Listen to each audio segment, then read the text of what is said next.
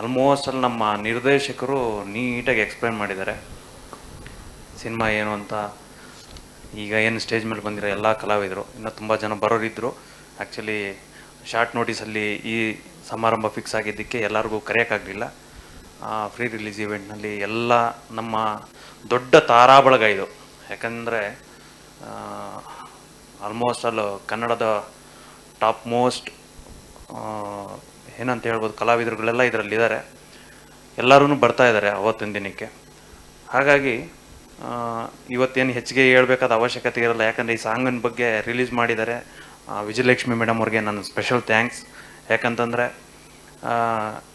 ಒಬ್ಬ ತಾಯಿ ಸಾಂಗನ್ನ ರಿಲೀಸ್ ಮಾಡಿಕೊಡಿ ಅಂತ ನಾವು ಕೇಳಿದಾಗ ಅವರು ಸ್ಪೆಷಲ್ ಕೇರ್ ತೊಗೊಂಡು ನಮಗೆ ವಿಡಿಯೋ ಮಾಡಿಕೊಟ್ಟು ಅದನ್ನು ರಿಲೀಸ್ ಮಾಡಿಕೊಟ್ಟಿದ್ದಾರೆ. ಅವ್ರಿಗೆ ಸ್ಪೆಷಲ್ ಥ್ಯಾಂಕ್ಸ್.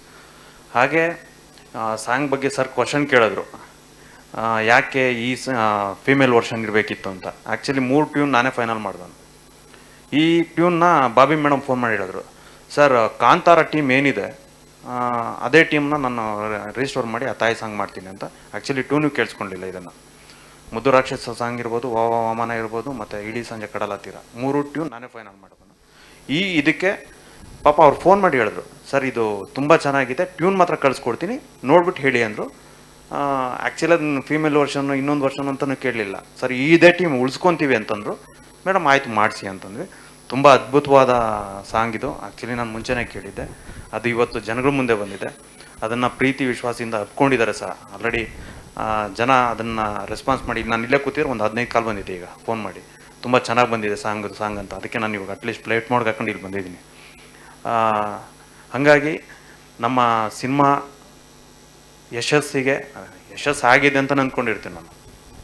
ಈ ಮಟ್ಟಕ್ಕೆ ಸಿನಿಮಾ ರೀಚ್ ಆಗಿ ಜನದ ಮನಸ್ಸಲ್ಲಿ ಇವತ್ತು ಎಷ್ಟೋ ಜನಕ್ಕೆ ವಾಮನ ಅಂತ ಹೇಳೋದಕ್ಕಿಂತ ಮುದ್ದು ರಾಕ್ಷಸ ಸಾಂಗು ಪ್ರೊಡ್ಯೂಸರ್ ಸರ್ ಅಂತ ನನ್ನನ್ನು ಐಡೆಂಟಿಫೈ ಮಾಡಿ ಮಾತಾಡಿಸ್ತಾರೆ ಎಷ್ಟೋ ಜನ. ಹಾಗಾಗಿ ಅಷ್ಟು ದೊಡ್ಡ ಹಿಟ್ ಕೊಟ್ಟ ಅಜಿನಿ ಸರ್ಗೂ ಮತ್ತು ಬಾಬಿ ಮೇಡಮ್ ಅವ್ರಿಗೆ ನನ್ನ ಸ್ಪೆಷಲ್ ಥ್ಯಾಂಕ್ಸ್. ಅವ್ರಿಗೆ ಆ್ಯಕ್ಚುಲಿ ಇವತ್ತು ಬರಬೇಕು ಮೇಡಮ್ ಅಂತ ಕೇಳ್ಕೊಂಡೆ, ಅವರು ಊರಲ್ಲಿಲ್ಲ. ಸರ್ ನಿಮ್ಮ ಫ್ರೀ ರಿಲೀಸ್ ಇವೆಂಟ್ಗೆ ನಾವು ಮಿಸ್ ಮಾಡದೆ ಬರ್ತೀವಿ ಅಂತ ಹೇಳಿದ್ದಾರೆ.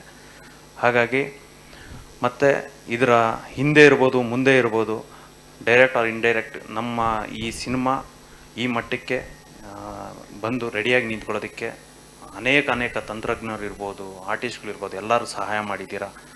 ನಿಮ್ಮ ಹಗಲು ರಾತ್ರಿ ಕಷ್ಟಗಳನ್ನು ಶ್ರಮಗಳನ್ನು ಹಾಕಿದ್ದೀರಾ. ನಿಮ್ಗಳಿಗೆ ನಾನು ಶಿರಸಾಷ್ಟಾಂಗ ನಮಸ್ಕಾರಗಳು. ನಿಮ್ಮ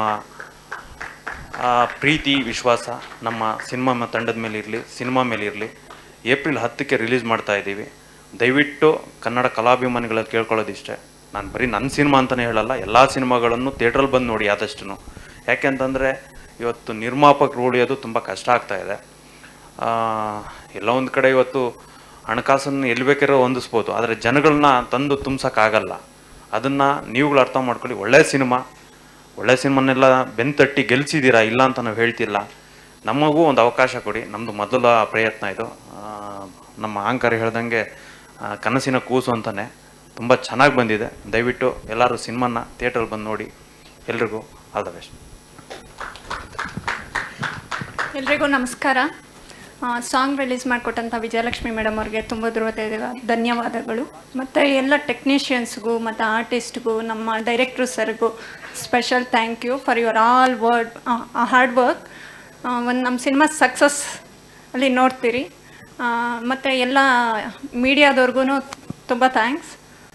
ಬನ್ನಿ ಎಲ್ಲರೂ ನಮ್ಮ ವಾಮನ ಮೂವಿನ ಥಿಯೇಟರಲ್ಲೇ ನೋಡಿ, ಕನ್ನಡ ಫಿಲಿಮ್ನ ಆರೈಸಿ ಬೆಳೆಸಿ, ಕನ್ನಡ ಇಂಡಸ್ಟ್ರಿಯಲ್ಲಿ ಒಂದು ನಮ್ಮ ಸೇವೆ ಸಲ್ಲಿಸೋಕ್ಕೆ ಅವಕಾಶ ಮಾಡಿಕೊಡಿ ಅಂತ ಎಲ್ಲರಲ್ಲೂ ತುಂಬ ಮನಸ್ಸಿನಿಂದ ರಿಕ್ವೆಸ್ಟ್ ಮಾಡ್ಕೊತೀನಿ. Thank you so much.